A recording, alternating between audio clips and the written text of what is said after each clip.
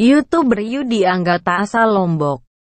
YouTubers asal Lombok yang bernama Yudi Anggata kini dilaporkan kepolisian Polda Nusa Tenggara Barat.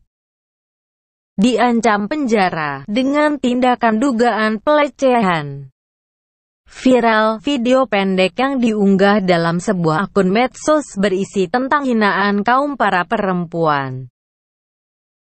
Dalam isi video tersebut, Yudi Anggata mengeluarkan kata-kata yang sensitif. Kebanyakan perempuan sekarang banyak merawat muka ketimbang merawat bagian bawah. Nina nani loe rawatmu lagu bawa nuah berak. Ampun acan bas malik.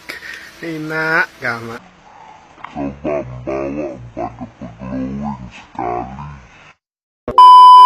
Semoga saudara kita Yudi Anggata mengklarifikasi dan mempertanggungjawabkannya atas apa yang telah dilakukan.